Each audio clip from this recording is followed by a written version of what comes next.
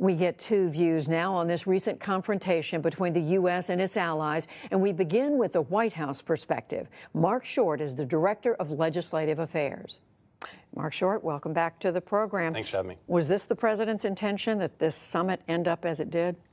No, I don't think so, Judy. I think as you saw, the president at the summit actually said that his relationship with these members was on a scale of 0 to 10, a 10. He also had commented that our ultimate goal here is to lower all trade barriers so there would be no more barriers and no more tariffs.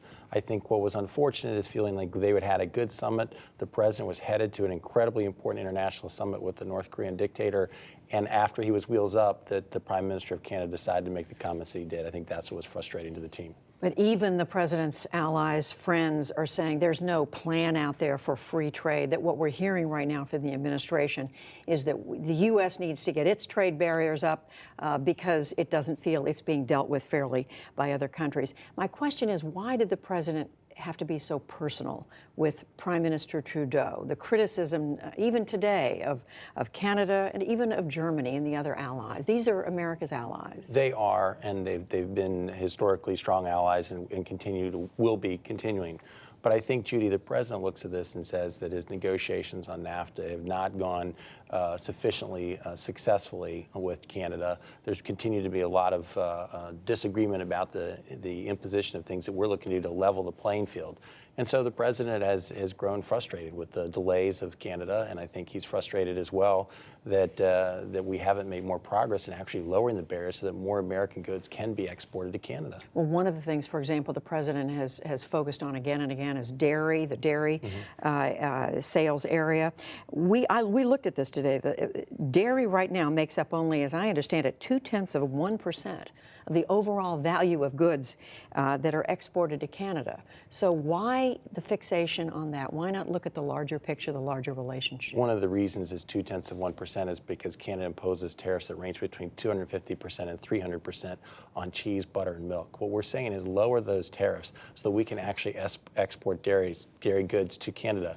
Our agricultural community has a relationship with Canada, but it could be stronger. We could be exporting more. That's what the president is fighting for, is for more access for our goods and services.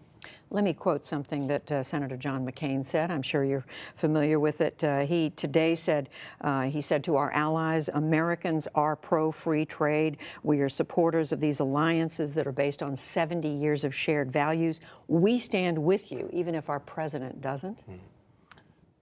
Well, I think that the president, again, has supported trying to get to free trade. He's supported these relationships. We wish John McCain well, but I think that the president has continued to advocate for things the American people believe, and that's why he was elected president, Judy. He campaigned on a promise that he was going to deliver for the workers of America.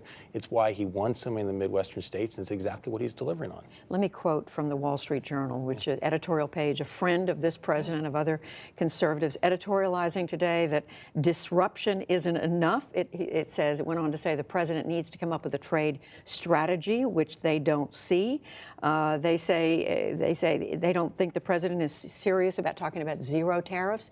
So this, again, is a friend of the president looking at what's happened and saying they don't get it. Judy, there's a lot of people who have questioned the president's ability to deliver on the economy that he has. It's why we actually have the lowest unemployment we've had in 50 years. Lowest ever for Hispanic Americans, lowest ever for African Americans, lowest unemployment claims in 44 years. The revenue is surging into the United States government, the largest surplus on record in April. The president has the economy going the right direction. There are a lot of skeptics who said he couldn't do that. They said we wouldn't see this 3% GDP growth again. We've averaged over the last 3 quarters. We'll do even better this quarter. So those same skeptics are now questioning his trade policy. The president, I think, deserves our ability to say, you've delivered for us on the economy. You deserve the leverage to negotiate better deals, because he feels like for 70 years, to the point that John McCain's making, for 70 years, in many cases, we provide a lot of things to our partners overseas and as far as their national security, and they've taken advantage of us on trade. Marc Short, White House Director of Legislative Affairs. Thank you. Judy, thanks for having me.